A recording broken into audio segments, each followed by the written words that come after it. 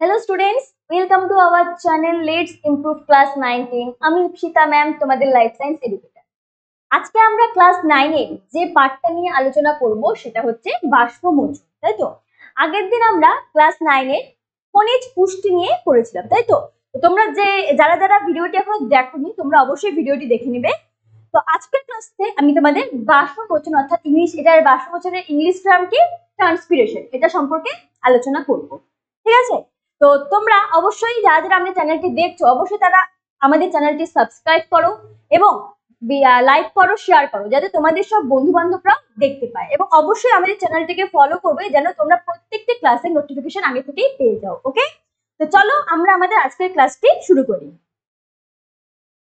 তো আজকে আমরা এই বাষ্পমোচনের যে টপিকগুলো নিয়ে আলোচনা করব সেগুলো হচ্ছে, আজকে আমাদের কন্টেন্ট কি আছে দেখো। আজকে আমরা পড়বো বাষ্পমোচনের ধারণা, যে বাষ্পমোচনটা কি। ঠিক আছে? এরপরে বাষ্পমোচনের স্থান, যে এটা কোথায় হচ্ছে, তাই তো? আর পড়বো বাষ্পমোচনের শর্ত, অর্থাৎ এই যে বাষ্পমোচন বাড়ে কমে, কোন সময় হার বাড়ে বা কোন সময় বাষ্পমোচনের হার কমে, তো এই যে এগুলার কি শর্ত, কোন কন্ডিশন এগুলো বাড়ে, কোন কন্ডিশন এগুলো কমে, সেটা নিয়ে আলোচনা করব। এবং বাষ্পমোচনের স্থান, ঠিক আছে, অর্থাৎ এটা কোথায় হচ্ছে সেটা আলোচনা করব। এবং বাষ্পমোচন জিনিসটা কি, অর্থাৎ এই বাষ্পমোচন অর্থাৎ যেটা ইংলিশটা কি বললাম, ইংলিশটা হচ্ছে ট্রান্সপিরেশন, তাই তো? ট্রান্সপিরেশন। তো এই জিনিসটা কি, এটা নিয়েও আমরা আলোচনা করব। ঠিক আছে? তাহলে আমরা কিন্তু বাংলা টার্মের পাশাপাশি ইংলিশ টার্মগুলো আমরা জেনে রাখবো, কারণ এর পরবর্তীকালে যারা তোমরা হায়ার স্টাডিজ করবে তাদের জন্য কিন্তু এই ইংলিশ টার্মগুলো ভীষণই হেল্পফুল হবে। ওকে, চলো বলে দিলাম, আজকে আমরা বাষ্পমোচনের ধারণা পড়ব, এটা কোথায় হয় এর স্থান পড়ব, আর এটা কি কি শর্ত আছে সেটা নিয়ে আমরা আজকে আলোচনা করব। ক্লিয়ার? তো শুরু করি আমরা। ফার্স্টে আছে দেখো বাষ্পমোচন, তাই তো? তো আগে বলি বাষ্পমোচনটা কি। তো আমরা জানি উদ্ভিদ কি করে, উদ্ভিদ বিভিন্ন প্রয়োজনে ওর মূলরম দিয়ে মাটির থেকে বিভিন্ন রকমের জল বলো বা খনিজ পুষ্টি বলো, এগুলো কি করে, শোষণ করে, অর্থাৎ ওর শরীরে লাগে, তাই তো? এর ফলে ওর তো খনিজ পুষ্টি অনেকটা বেশি পরিমাণে লাগে, তো এই ওর মূলরম দিয়ে মাটির থেকে খনিজ পুষ্টি শোষণ করতে গিয়ে ও অনেকটা বেশি পরিমাণে জলও শোষণ করে নেয়।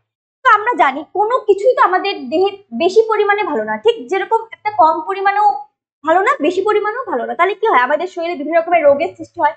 ঠিক তেমনই উদ্ভিদের দেহ যদি কোনো কিছুর পরিমাণ কম থাকে বা বেশি থাকে, তাহলে এর ফলে কি, উদ্ভিদের দেহ কোনো রকমের ক্ষতি হবে, তাই তো? কোনো না কোনো ক্ষতি হবে। তো এই যে, তো আমরা জানি উদ্ভিদের দেহে খনিজ পুষ্টি কি অনেক ম্যাক্রোনিউট্রিয়েন্ট বা মাইক্রোনিউট্রিয়েন্ট, অর্থাৎ কি যেটা বেশি লাগে বা কম লাগে, এরকম অনেক রকমের উপাদানও লাগে, তো অনেকটা পরিমাণেই লাগে। তো উদ্ভিদ এই মাটির থেকে মূলরম দিয়ে যখন খনিজ পুষ্টিগুলো শোষণ করে, এই মানে তাতে কি হয়, অনেকটা পরিমাণে জল উদ্ভিদ কিন্তু শোষণ করে ফেলতেছে। ঠিক অতটা পরিমাণ জল কিন্তু উদ্ভিদের দেহে কার্য করতে লাগে না। তো উদ্ভিদ কি করে, ওই যে জল ওর যেটুকু ওর কাজে দরকার সেটুকু তো ও কাজে হেল্প করলো, আর বাকি যেটা এক্সট্রা জল যেটা আর কোনো কাজে লাগে না, সেটা বাষ্পের মাধ্যমে পরিবেশে বের করে দেয়।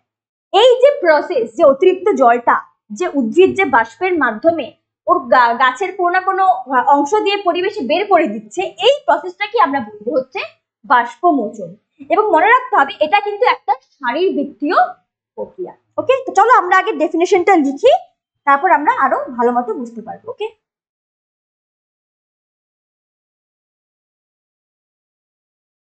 যে আমি ডেফিনেশনটা লিখে নিই, তারপর বলে দিচ্ছি। যে শারীরবৃত্তীয় প্রক্রিয়ায়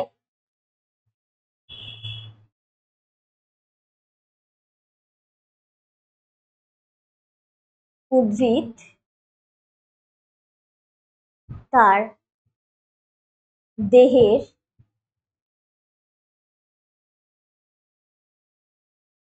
কোনো অংশ থেকে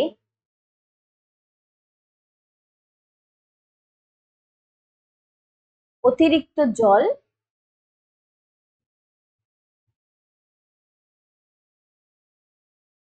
অতিরিক্ত জল বাষ্প আকারে বাষ্পের বাষ্প আকারে পরিবেশে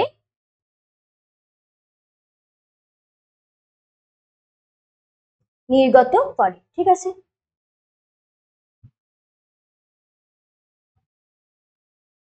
বোঝা গেল কি বললাম? তাহলে বাষ্পমোচনটা কি বলছে দেখো এখানে, যে শারীরবৃত্তীয় প্রক্রিয়ায় উদ্ভিদ তার দেহের কোনো অংশ থেকে অতিরিক্ত জল বাষ্প আকারে পরিবেশে নির্গত করে, সেটাকে আমরা কি বলি, এই পদ্ধতিকে আমরা বলি হচ্ছে বাষ্পমোচন। বোঝা গেল? তাহলে কি করতেছে, ও মাটির থেকে যে খনিজ পুষ্টি বা বিভিন্ন রকম জল যে শোষণ করতেছে, এর মাধ্যমে তার অনেক অতিরিক্ত উদ্ভিদ দেহে অনেক অতিরিক্ত জল শোষণ হচ্ছে। তো এর ফলে অতিরিক্ত জলটা তো শরীর থেকে বের করতে হবে, নালে কি ক্ষতি হবে। তো এই যে বাষ্প আকারে যে পরিবেশে জলটা আবার ফিরিয়ে দিচ্ছে, এটাকে আমরা বলি হচ্ছে বাষ্পমোচন। ক্লিয়ার? তাহলে বাষ্পমোচনের এটা কি গেল আমাদের, এটা বাষ্পমোচনের ছিল, এটা হচ্ছে আমার সংজ্ঞা, তাই তো? এটা কি, এটা হচ্ছে সংজ্ঞা। ঠিক আছে, মনে থাকবে সংজ্ঞা বা ডেফিনেশন, তাই তো? তাহলে কি বললাম, যে শারীরবৃত্তীয় প্রক্রিয়ায় উদ্ভিদ তার দেহে কোনো অংশ থেকে অতিরিক্ত জল বাষ্প আকারে পরিবেশে নির্গত করে।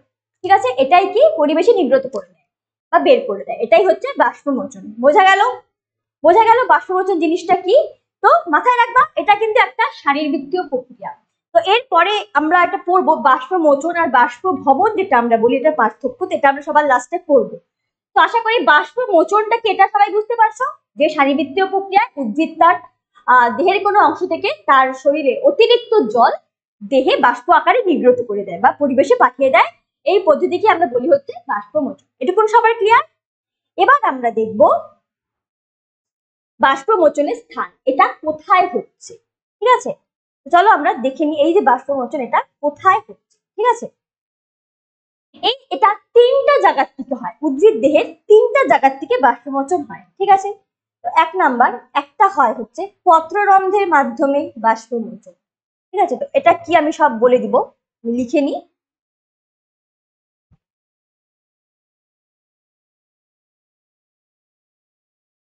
সরি, একটা হয় পত্ররন্ধ্রের মাধ্যমে বাষ্পমোচন, আরেকটা হয় লেন্টিকুলার বাষ্পমোচন, আরেকটা হয় হচ্ছে কিউটিকুলার বাষ্পমোচন। ঠিক আছে, এটা হচ্ছে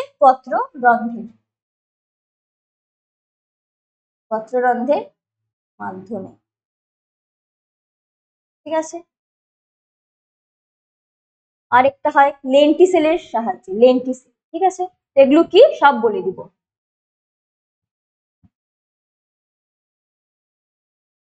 লেন্টিসেলের মাধ্যমে, ক্লিয়ার? আরেকটা কি হয়, আরেকটা হয় হচ্ছে কিউটিকলের মাধ্যমে, কিউটিকল। ঠিক আছে,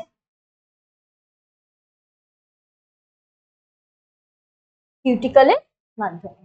ওকে,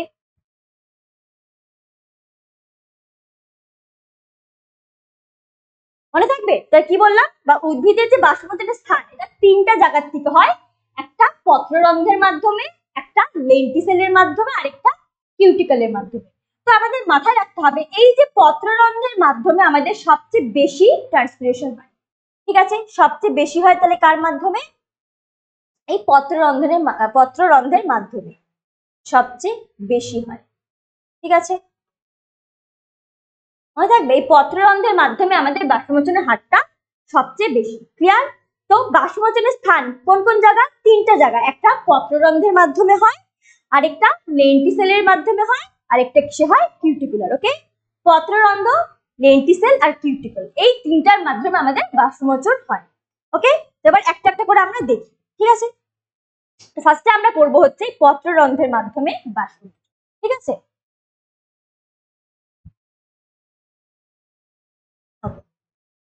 পত্ররন্ধ্রের মাধ্যমে বাষ্পমোচনটা কি, এটা পড়ার জন্য আমরা হচ্ছে আগে কয়েকটা ছবি দেখে নিই। ঠিক আছে, তো আমরা জানি পত্ররন্ধ্র মানে কি, পত্ররন্ধ্র মানে হচ্ছে আমাদের কি, স্টোমাটা, তাই তো? স্টোমাটা, এটা হচ্ছে আমার কি, স্টোমাটা, তাই তো? তো এই যে স্টোমাটার, এক সেকেন্ড তুমি বুঝিয়ে দিচ্ছি আমি। তো আচ্ছা, তো আগে বলি স্টোমাটা কই থাকে, স্টোমাটা কই থাকে। স্টোমাটা হচ্ছে পাতার পৃষ্ঠতলে থাকে। ওকে, তাহলে স্টোমাটা কই থাকে, স্টোমাটা হচ্ছে পাতার পৃষ্ঠতলে থাকে। কই থাকে? পাতার পৃষ্ঠতলে। পৃষ্ঠতলে স্টোমাটা থাকে। ঠিক আছে, স্টোমাটা থাকে।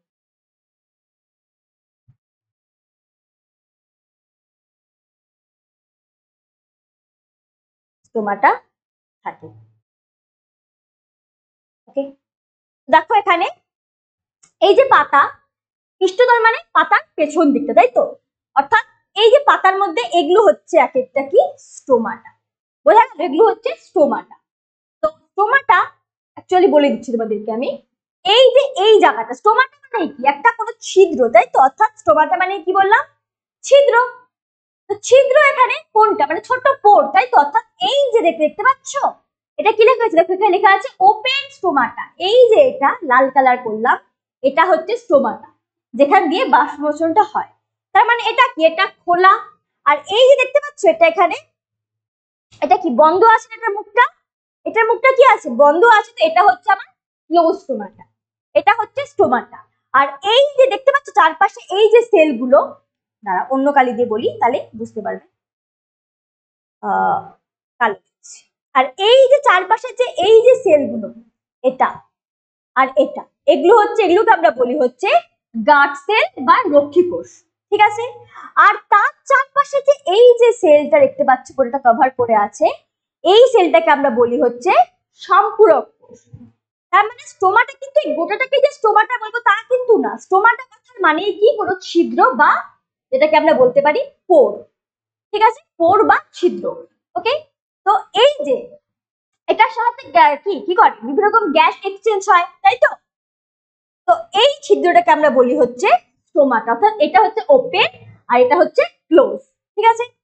তো আর এই যে স্টোমাটাকে ঘিরে যে চারপাশে যেগুলো আছে সেগুলো হচ্ছে কি? ওর গার্ড সেল বা রক্ষী কোষ, অর্থাৎ পাহারা দিচ্ছে।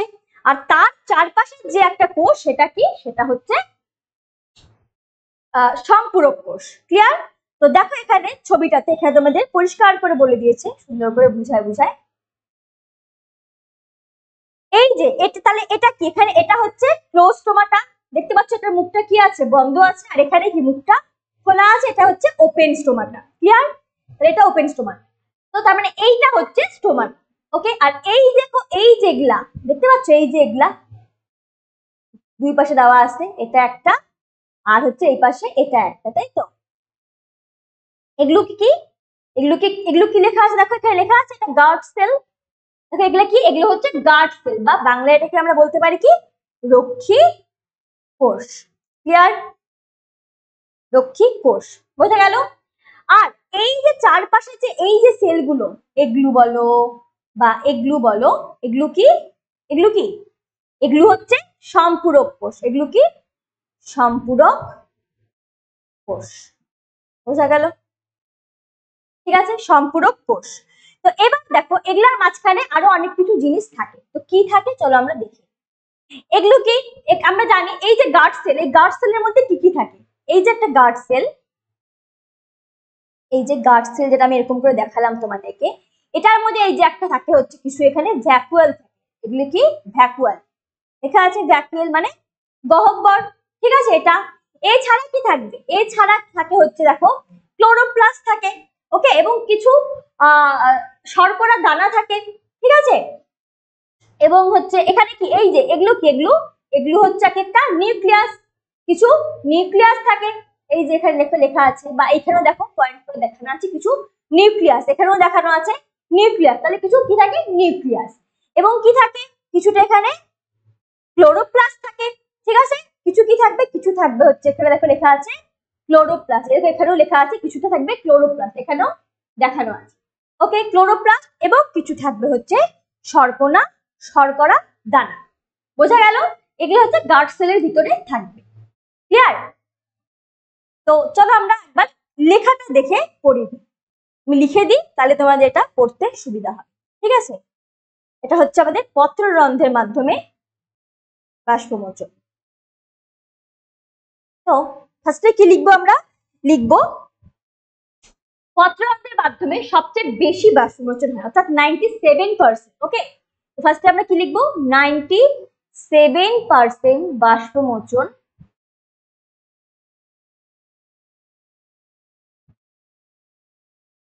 পত্ররন্ধ্রের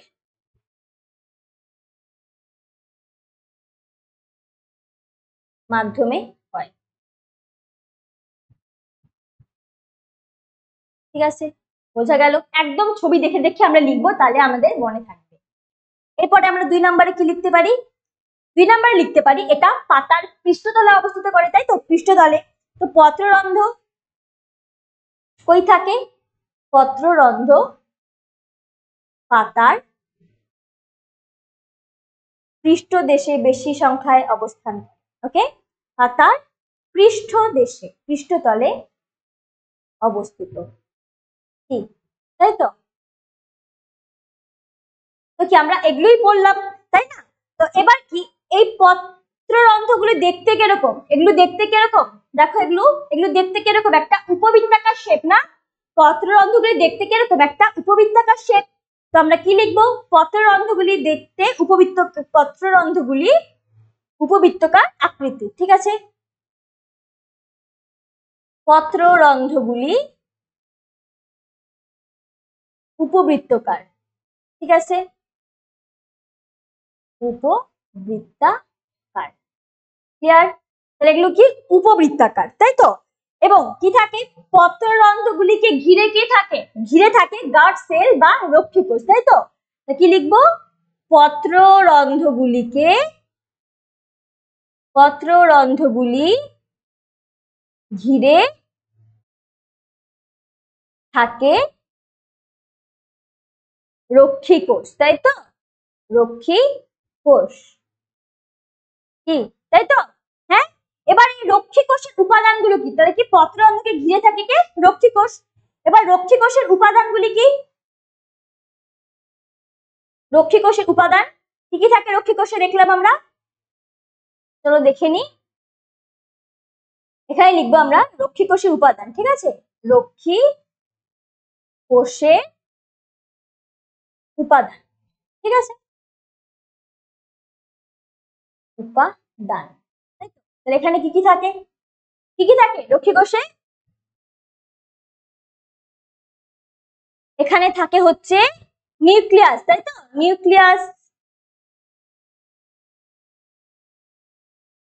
তারপর তারপর আর কি থাকে এখানে? ক্লোরোপ্লাস্ট।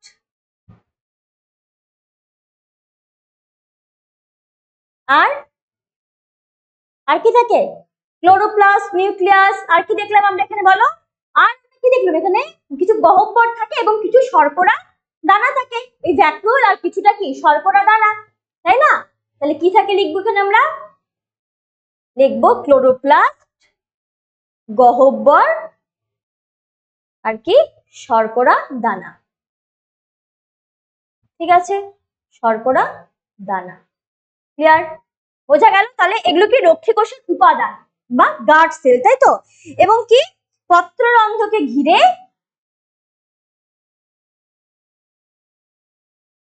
আর কি? পত্ররন্ধ্রকে ঘিরে কিছুটা কি থাকে? সম্পূরক কোষ, তাই তো?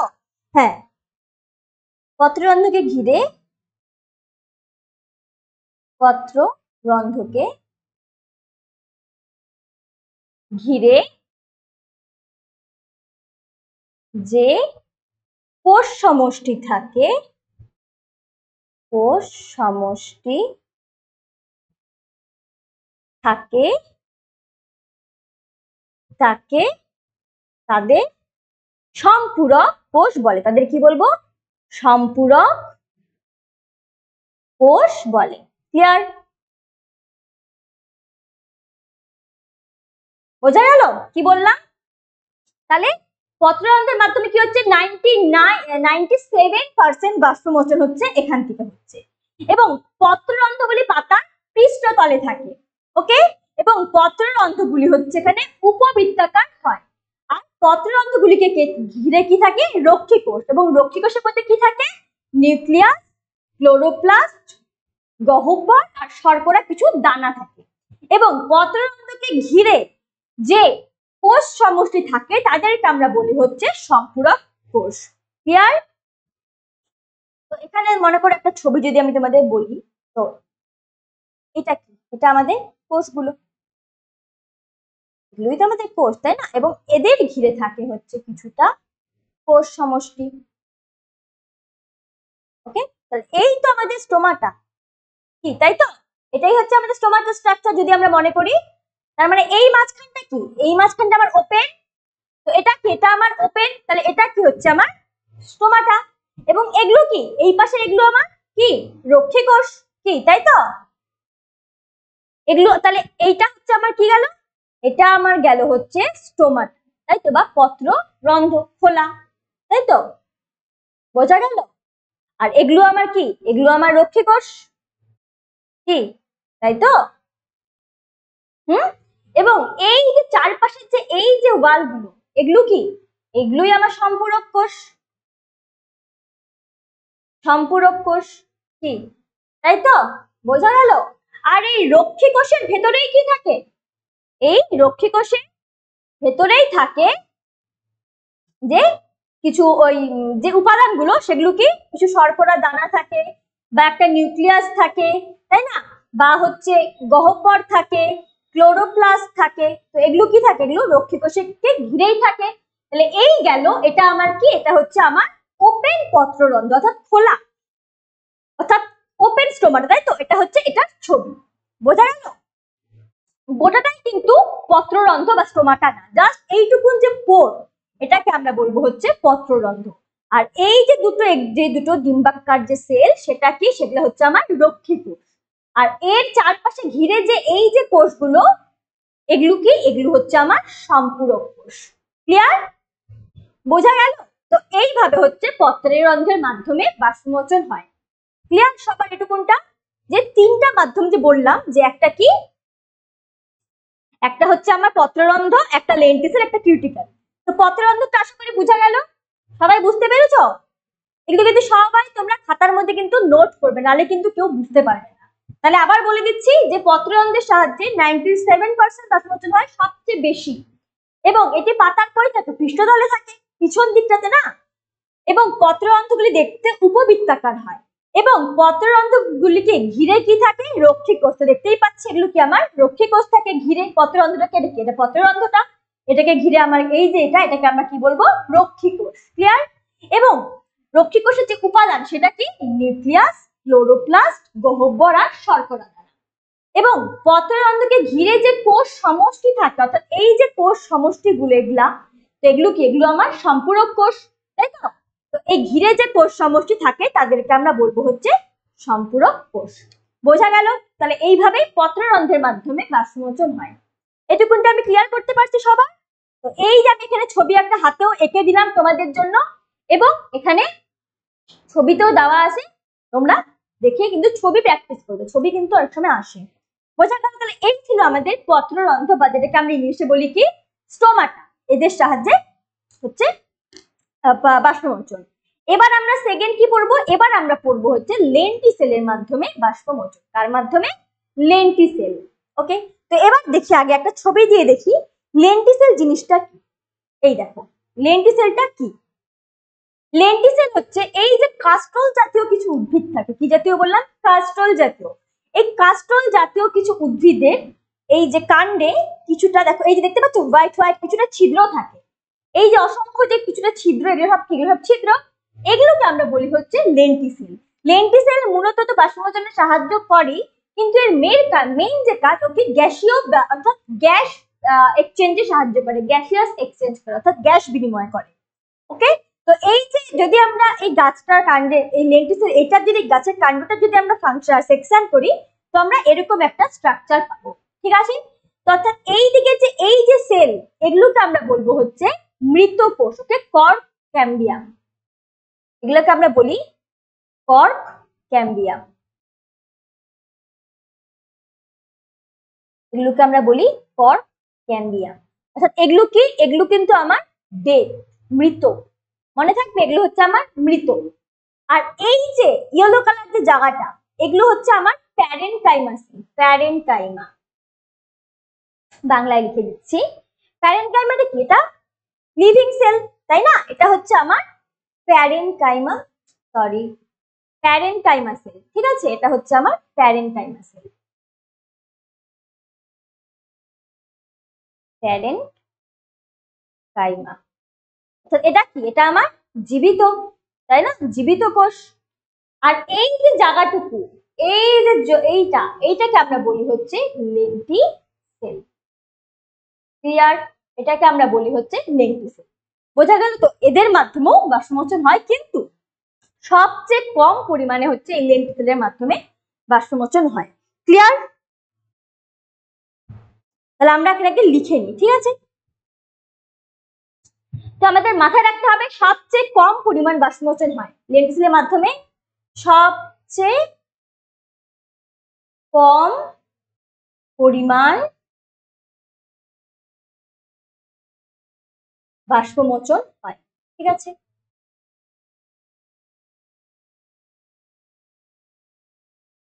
ওকে, মনে থাকবে? তো আমরা কি লিখবো? কিছু কাস্টল জাতীয় উদ্ভিদের কাণ্ডে অসংখ্য ছিদ্র থাকে, তাই তো? লিখবো কাষ্ঠল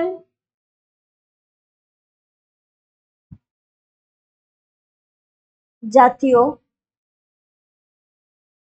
উদ্ভিদের দেহে অসংখ্য ছিদ্র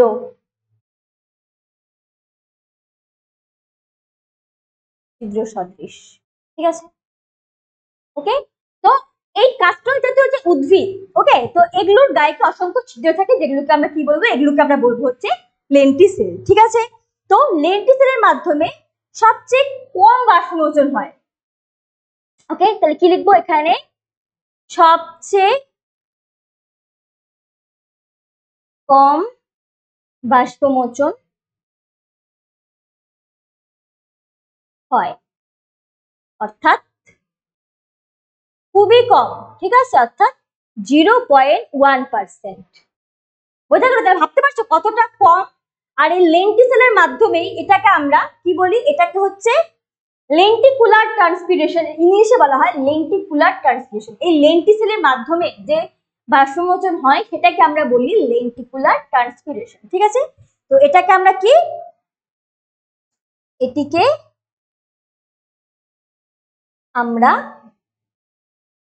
লেন্টিকুলার ট্রান্সপিরেশনও বলি, লেন্টিকুলার ট্রান্সপিরেশন বলি, ট্রান্সপিরেশন বলি। মনে থাকবে এটাকে আমরা কি বলি? Lenticular transpiration. ক্লিয়ার? যে ইংলিশ টার্মটা মাথায় রাখবে, লেন্টিকুলার ট্রান্সপিরেশন, কিন্তু এটা লেন্টিসেল দিয়ে হচ্ছে। তো এখানে কিন্তু সবচেয়ে কম পরিমাণে হয়। বোঝা গেল? কি বলবো তাহলে? এই লেন্টিসেলের সবচেয়ে কম পরিমাণ বাষ্পমোচন হয়, অর্থাৎ কত হয়? 0.1%। এটা কিন্তু মাথায় রাখতে হবে। এবং কাস্টল জাতীয় উদ্ভিদের দেহে অসংখ্য ছিদ্র সদৃশ, এটাকে আমরা লেন্টিসেল বলি, যার মাধ্যমে হচ্ছে বাষ্পমোচন হয়, অর্থাৎ উদ্ভিদে জল বাষ্প আকারে বেরিয়ে যাচ্ছে। এবং এটার ইংলিশ টার্মটা কি? Lenticular transpiration. মনে থাকবে এটা কি বলবো আমরা? Lenticular transpiration. ক্লিয়ার সবার? লেন্টিসেলের মাধ্যমে কি করে হচ্ছে, বোঝা গেল?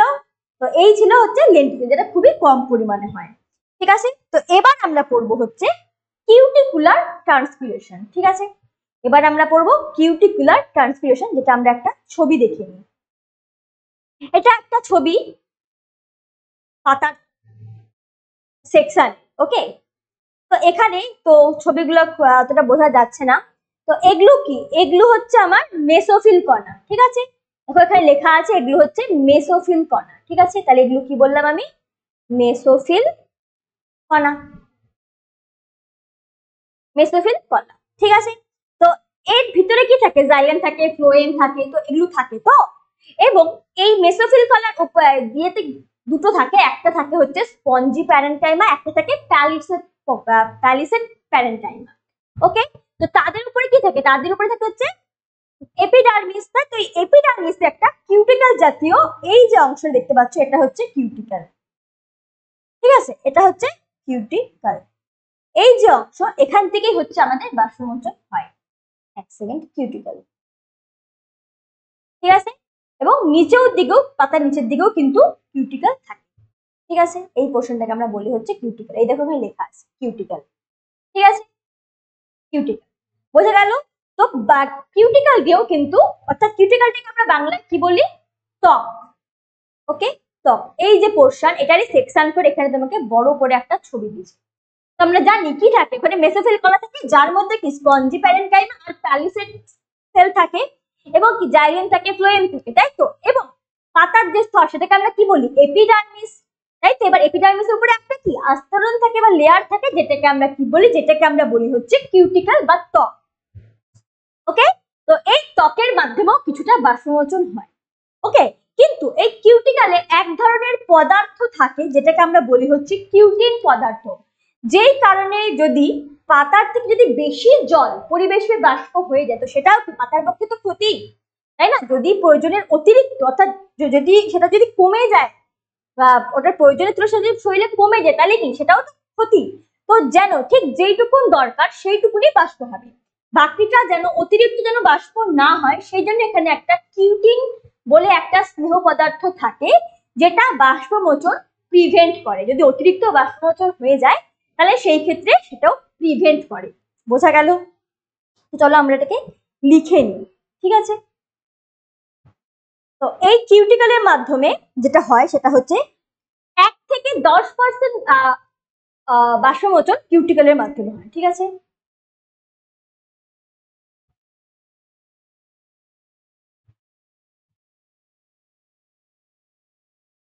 কিউটিকলের মাধ্যমে 1 থেকে 10% বাষ্পমোচন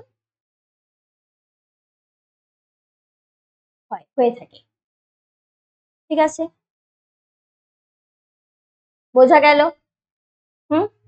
এবং কি থাকে, এবং এখানে এই কিউটিকলের মধ্যে কিউটিন নামে এক ধরনের স্নেহ পদার্থ থাকে। ওকে, তা কি লিখবো এখানে, কিউটিকলে। কিউটিকল মানে কি, কিউটিকল মানেই হচ্ছে এটাকে আমরা বলি ত্বকীয়, ত্বকীয় বাষ্পমোচন, ঠিক আছে, এটাই যা, এটাই ত্বকীয়। কিউটিকল মানে সেটা ত্বক, তাই তো, সরি, বাষ্পমোচন,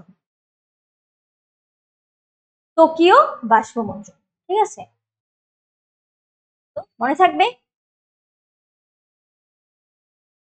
কিউটিকলটা ইংলিশে বলে, বাংলায় এটাকে ত্বকীয় বাষ্পমোচনও বলে, ঠিক আছে। তো এই কিউটিকলে এক ধরনের কি থাকে, কিউটিন জাতীয় এক ধরনের স্নেহ পদার্থ থাকে, ঠিক আছে। এক সেকেন্ড, কিউটিকলে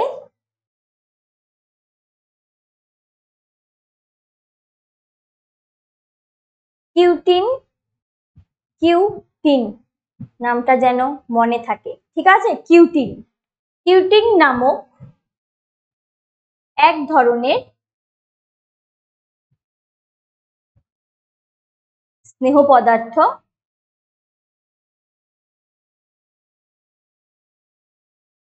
থাকে, ঠিক আছে, বোঝা গেল। তাহলে এই যে কিউটিন, এটা এক ধরনের স্নেহ পদার্থ থাকে যেটা কি করে, অতিরিক্ত জল যদি বাষ্প হয় তাহলে বাষ্পমোচনটাকে ও রোধ করে, বোঝা গেল। তাহলে কিউটিনটা কি করে চলো লিখে নিই। এই যে কিউটিন বাষ্পমোচন তো করতেছে কিন্তু অতিরিক্ত বাষ্পমোচনকেও রোধ করে, মনে থাকবে ও কি করে, অতিরিক্ত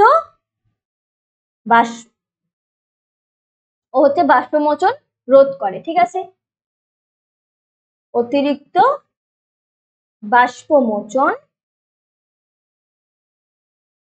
আচ্ছা এক সেকেন্ড, বোঝা যাচ্ছে লেখাটা, একটু মোটা করে লিখে দিই না, এক সেকেন্ড। ও কি করে, অতিরিক্ত বাষ্পমোচন রোধ করে, রোধ করে। ওকে, অর্থাৎ ও কি, ও একটা ইনসুলেটর হিসেবে কাজ করে, ইনসুলেটর, ঠিক আছে, ও একটা ইনসুলেটর, বোঝা গেল। অতিরিক্ত বাষ্পমোচন ও হচ্ছে রোধ করতেছে, বোঝা গেল। তাহলে কিউটিন কি, কিউটিকলে কিউটিন নামক এক ধরনের স্নেহ পদার্থ থাকে যেটা কিনা অতিরিক্ত বাষ্পমোচন রোধ করে, বাষ্পমোচন তো হবেই এবার কি যদি বাষ্পমোচন হতে হতে সব জল যদি বেরিয়ে যায় তাহলেও তো সেটা গাছের পক্ষে ক্ষতিকারক, তাই না? এবার ওটাকে প্রিভেন্ট করার জন্যও তো একটা লাগবে, তাই তো? অর্থাৎ ও কি করতেছে, ওই সেই প্রিভেন্ট করতেছে, ঠিক আছে? ঠিক আছে, তো ওই এটাই কি হয়, এটা এর দ্বারা এখানে কি হচ্ছে, এটা প্রিভেন্ট হচ্ছে, বাষ্পমোচনটা এখানে প্রিভেন্ট অর্থাৎ বাধা পাচ্ছে, তাই তো? যেন প্রয়োজনের তুলনায় অতিরিক্তটা না হয়, ঠিক আছে? মাথায় থাকবে, এটা কিন্তু খুবই ইম্পর্টেন্ট। কিউটিক্যালে কিউটিন নামক এক ধরনের স্নেহ পদার্থ থাকে যেটা কিনা বাষ্পমোচন রোধ করতে সাহায্য করে।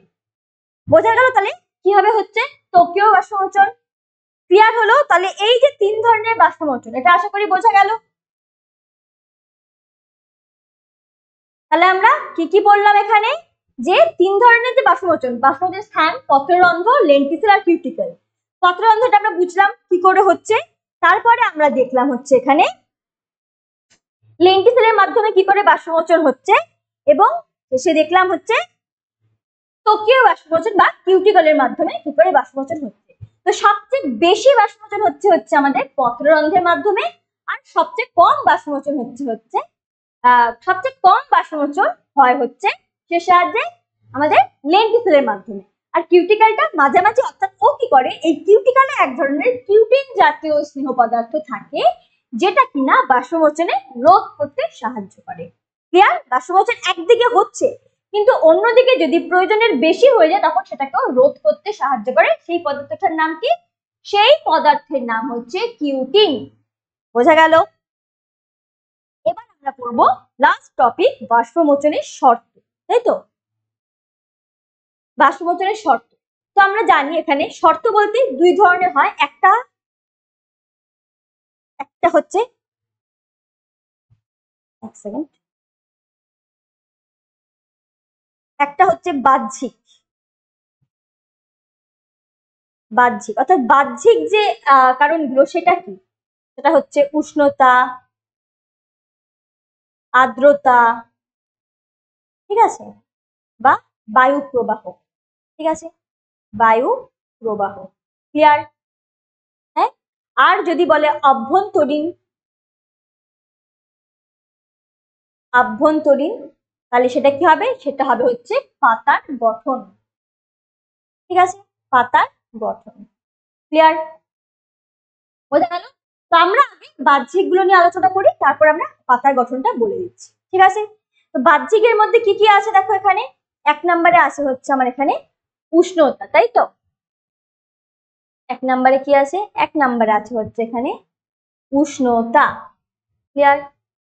তো কি হবে এখানে, যদি উষ্ণতা বেশি হয় তাহলে কি হবে, বাষ্পমোচন বাড়বে, তাই না? উষ্ণতা বৃদ্ধি পেলে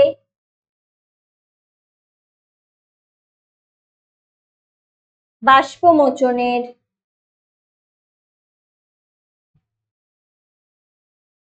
হার বৃদ্ধি পায়, বোঝা গেল? উষ্ণতা বৃদ্ধি পেলে বাষ্পমোচনের হার বৃদ্ধি পায়।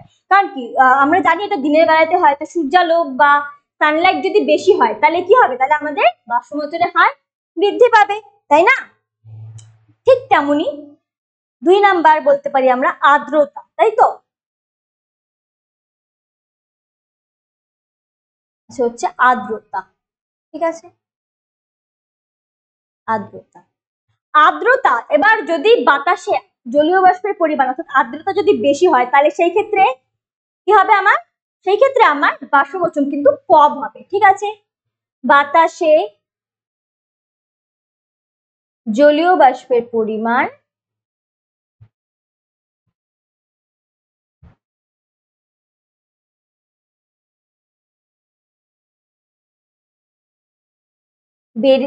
বেড়ে গেলে বাষ্পমোচন হ্রাস পায়।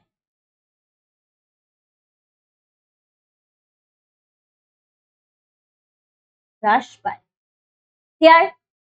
কারণ যদি বাতাস যদি অতিরিক্ত আর্দ্রতাযুক্ত বাতাস থাকে, অর্থাৎ বাতাসে আর্দ্রতা মানে কি, এখানে জলীয় বাষ্পের পরিমাণ বাতাসে বেশি থাকবে। এবার বাতাসে যদি জলীয় বাষ্পের পরিমাণ যদি বেশি থাকে তো পাতার থেকেও আর কি জল শোষণ করবে, অর্থাৎ বাতাস তো এমনি, অর্থাৎ এমনি জলীয় বাষ্পের পরিমাণ বেশি আছে, তাই না, অর্থাৎ আর্দ্রতাই আছে। তো এর ফলে কি হবে, তখন বাষ্পমোচনে কি হবে, বাষ্পমোচনটা হ্রাস পাবে, তাই না, বাতাসে তো এমনি জলীয় জলীয় বাষ্প আছে, তাই না। এর ফলে কি হবে, সে পাতার থেকে কম জল শোষণ করবে, তাই না, তো অর্থাৎ কি হবে, তখন বাষ্পমোচনটা হ্রাস পাবে। ওকে, তাহলে আর্দ্রতা যদি বাড়ে তাহলে কিন্তু বাষ্পমোচন হ্রাস পাবে। আরেকটা আছে হচ্ছে বায়ু প্রবাহ, তাই তো, আরেকটা আছে 3 নাম্বার। 3 নাম্বার কি, 3 নাম্বার হচ্ছে বায়ু প্রবাহ, তাই তো।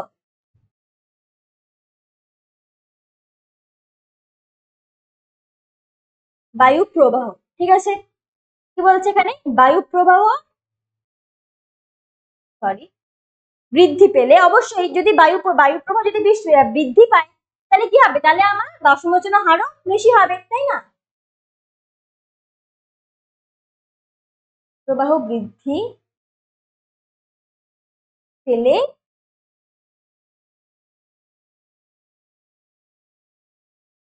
বাষ্পমোচনের হারও তত বেশি হবে।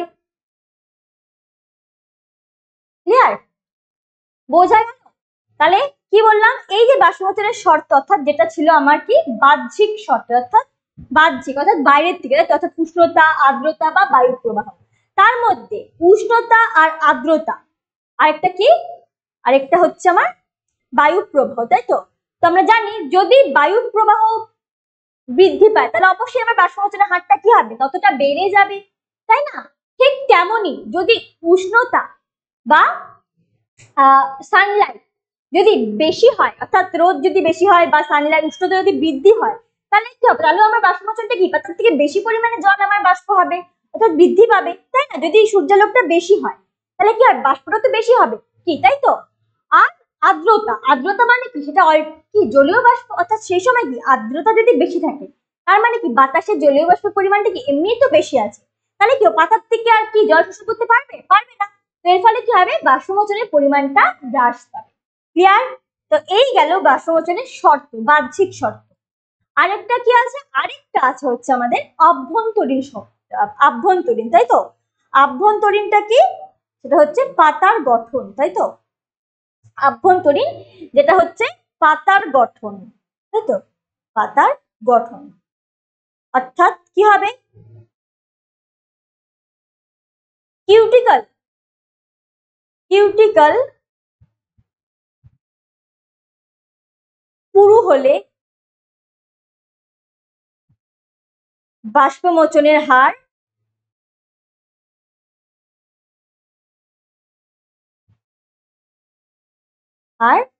কমবে, কি তাই তো।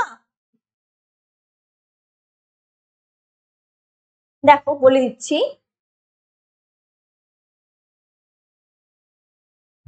আর কমবে কেন বললাম, দেখো যদি কিউটিকলের মধ্যে আমরা জানি কি থাকে, কিউটিন জাতীয় একটা স্নেহ পদার্থ থাকে, কি তাই তো। এবার কিউটিকল যদি পুরো হয় তাহলে মানে কি হবে, ওখান থেকে বাষ্পমোচনের হার কমে যাবে, কারণ কি ওখানে এমনি কি থাকে, কিউটিন থাকে। এর জন্যই দেখবে যদি কোনো পাতার মধ্যে যখন বৃষ্টির ফোঁটা পড়ে তো ওই জলটা কি শোষণ হয়ে যায়, ওই জলটা কি শোষিত হয়, পাতা হয় না, ওটা কিন্তু পাতার উপরেই পড়ে পড়ে থাকে। কেন হয় না, কারণ এই ওখানে একটা কিউটিন, আমি আগেই বললাম যে পাতার মধ্যে কি থাকে, একটা কিউটিন বলে একটা স্নেহ পদার্থ থাকে। এর ফলে কি হয়, ওই পাতার মধ্যে কি কিউটিন থাকে, এই জন্য ওখানে জল শোষণ করতে পারে না, বোঝা গেল। তো কিউটিকল যদি পুরু হয় তাহলে সেখানে বাষ্পমোচনের হার কি হবে, কমে যাবে। এছাড়া কি হবে, যদি অতিরিক্ত রোম যুক্ত যদি পাতা হয়, রোম যুক্ত রোমস, তাহলেও কিন্তু সেখানে বাষ্পমোচনের হার কমে যাবে। বা যদি অনেক সময় কি ফণী মনসার কি পাতা তো কণ্টকে রূপান্তরিত, অর্থাৎ এখান থেকেও এইসব জায়গার থেকেও কিন্তু বাষ্পমোচনের হার কিন্তু কম হয়। ক্লিয়ার, তো বলে দিচ্ছি, ফণী মনসা গাছের থেকেও কি হয়, বাষ্পমোচন কম হয়। ওকে, বললাম এখানে লিখে দিচ্ছি, ফণী মনসা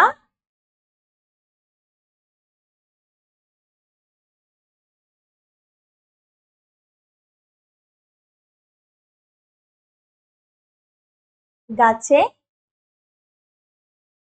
বাষ্পমোচন বাষ্পমোচন কি হয়? বাষ্পমোচন কম হবে, কম হয়। কারণটা কি? কারণ সেখানে পাতা কণ্টকে রূপান্তরিত হয়, তাই না?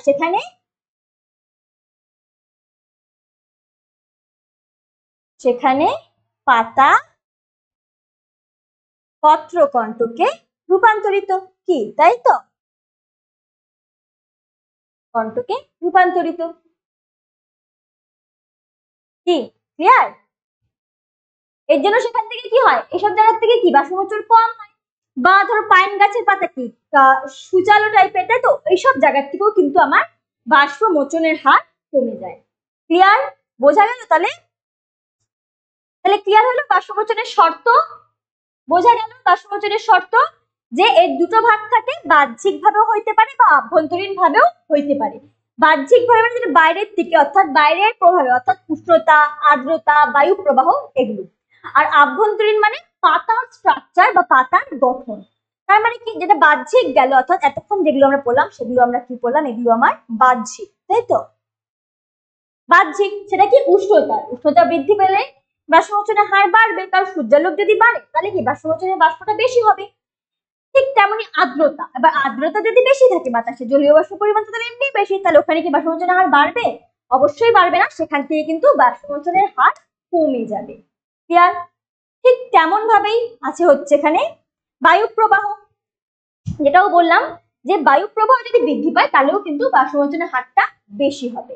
এই গেল আমাদের, এগুলো আমার বাহ্যিক।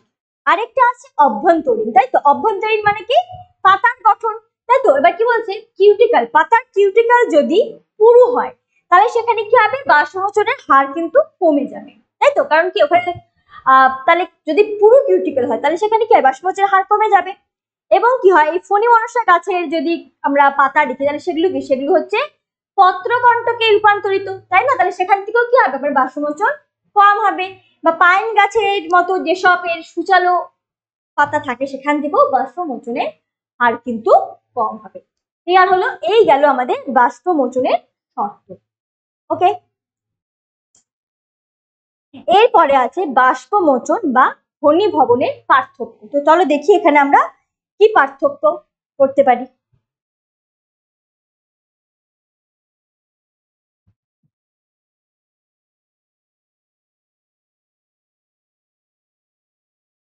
সরি, বাষ্পমোচন আর বাষ্পভবন, আমি ঘনীভবন বলেছিলাম, সরি। বাষ্পমোচন আর বাষ্পভবন, তাই তো?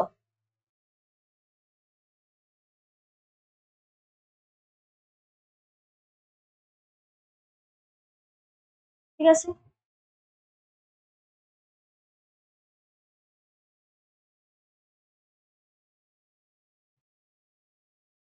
ওকে, দাঁতটা কিন্তু একদম স্ট্রেট হয়েছে, তাই তো?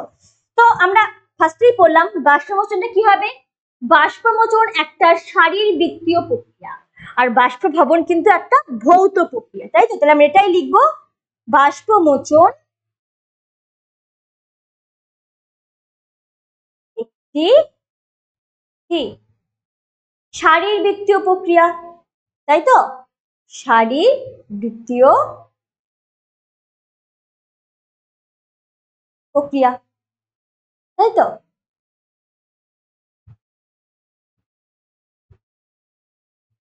শারীরবৃত্তীয় প্রক্রিয়া, ক্লিয়ার? আর এখানে কি, বাষ্পভবন একটি কি ভৌত প্রক্রিয়া, এটা তো আমরা সকলেই জানি, তাই না? বাষ্পভবন একটি ভৌত প্রক্রিয়া, ক্লিয়ার?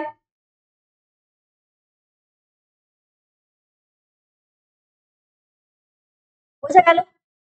এবার দেখো বাষ্পমোচনটা কি, বাষ্পমোচনটা কখন হয়, দিনের বেলা সূর্যালোকের উপস্থিতিতে বাষ্পমোচন হয়।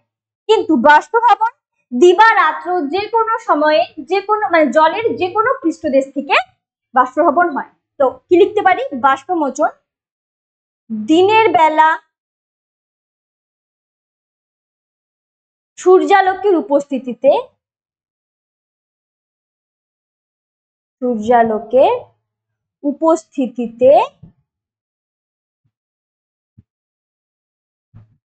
উপস্থিতিতে বাষ্পমোচন ঘটে। ঠিক আছে, আর এটা কি হবে, এটা দিবারাত্র যে কোনো সময়ে এটা ঘটে, তাই তো? দিন রাত যে কোনো সময়ে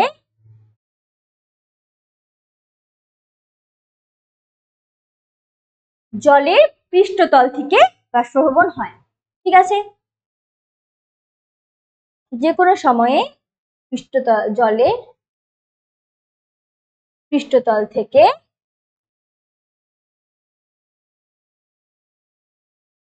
ঘটে, কি তাই তো? আরেকটা কি হবে এখানে, বাষ্পমোচন প্রক্রিয়ায় প্রোটোপ্লাজম কার্যকারিতা হয়, যেখানে বাষ্প ভবনে কিন্তু প্রোটোপ্লাজমের কোনো ভূমিকা নেই, তাই তো? তবে এটাই লিখবো।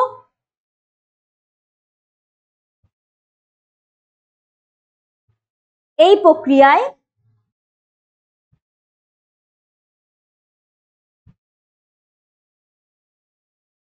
আমরা জানি উদ্ভিদ দিয়ে কি থাকে, প্রোটোপ্লাজম থাকে, সেখান থেকে কি জল টলগুলো বাষ্প হয়, তাই তো? এই প্রক্রিয়ায় প্রোটোপ্লাজমের কার্যকারিতা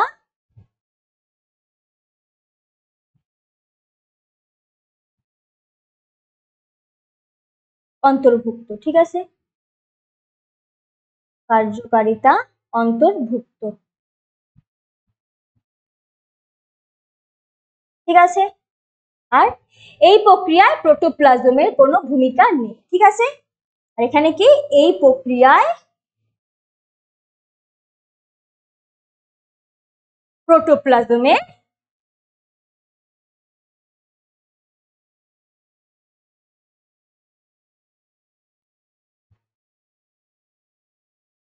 কোনো ভূমিকা নেই।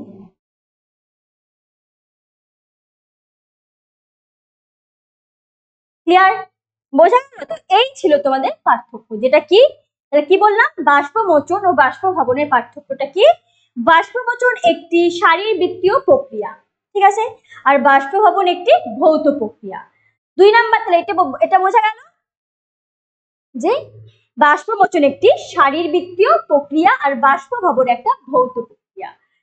বাষ্পমোচন কোথায় হয়? আমরা জানি এটা সবসময় কি, দিনের বেলা সূর্যালোকের উপস্থিতি এটা ঘটবে, তাই তো? সূর্যালোক যত বেশি হবে বাষ্পমোচন তত বেশি হবে। আর বাষ্পভবনের জন্য কিন্তু কোনো হ্যাঁ অবশ্যই সূর্যালোকে সেটা বেশি হবে, কিন্তু এটা দিন রাত্রি যে কোনো সময়, আমরা সবাই জানি যে কি, কোনো রোদ হোক বা উষ্ণতা এগুলো কি বাড়লে পরেই বাষ্পভবন বেশি হবে, অবশ্যই সূর্যালোকে এটা বেশি হবে, কিন্তু রাত্রেও কি তাই বলে কোনোখান থেকে কি বাষ্পভবন হয় না? হয়তো, তাই বলছে কম হবে, দিনের থেকে কম হবে, কিন্তু হবে। তাই বাষ্পভবনটা হচ্ছে দিন রাত যে কোনো সময়ে জলের পৃষ্ঠতল থেকে ঘটে। বোঝা গেল? আর কি আছে? আমরা জানি বাষ্পমোচন যেটি উদ্ভিদের শারীরবৃত্তীয় প্রক্রিয়া, তো এই প্রক্রিয়ায় প্রোটোপ্লাজমের কার্যকারিতা অন্তর্ভুক্ত এবং এইখানে প্রোটোপ্লাজমের কোনো ভূমিকা নেই। ওখানে কি, এটা তো একটা ভৌত প্রক্রিয়া, তো এখানে তো প্রোটোপ্লাজমের কোনো ভূমিকা থাকবে না। ক্লিয়ার? বোঝা গেল? তো এই ছিল তোমাদের বাষ্পমোচন ও বাষ্প ভবনের পার্থক্য। তো আজকের মতো এই পর্যন্তই। নেক্সট ক্লাসে আমি তোমাদের এই খনিজ পুষ্টি বলো বা আগের দিন পড়িয়েছিলাম এবং এই বাষ্পমোচনের কিছু কোয়েশ্চেন নিয়ে আমরা আলোচনা করব। ক্লিয়ার? তো আজকের মতো এই অবধি। তোমাদের যদি ভিডিওটি ভালো লেগে থাকে তোমরা অবশ্যই একটি লাইক, কমেন্ট এবং শেয়ার করবে, এবং তোমরা আমাদের চ্যানেলে সমস্ত রকমের ভিডিও ইনফরমেশন পেতে তোমরা আমাদের চ্যানেলটিকে ফলো করো, তাহলে কিন্তু তোমরা প্রত্যেকটি ভিডিও নোটিফিকেশন তোমরা টাইমলি পেয়ে যাবে। ওকে, এবং কোনো চ্যাপ্টার রিলেটেড যদি কারো কোনো প্রবলেম থাকে তোমরা অবশ্যই কমেন্টে জানাও, তাহলে সেগুলো আমরা তোমাদের সলভ করে দেওয়ার চেষ্টা করব। তো বোঝা গেল? তো আজকের মতো এই অবধি। সবাই বাড়িতে মন দিয়ে পড়াশোনা করো, কারণ এক্সাম তো প্রায় চলেই এসছে আর হাতে বেশি টাইম নাই, তো তোমরা তাড়াতাড়ি তোমাদের প্রিপারেশন শুরু করে দাও। আর কারো কোনো ডাউট থাকলে তোমরা আমাদের কমেন্টে জানাও, আমরা সেগুলো সলভ করে দেওয়ার চেষ্টা করব। তো আজকের মতো এই অবধি, চলো বাই বাই, দেখা হবে নেক্সট ক্লাসে, বাই।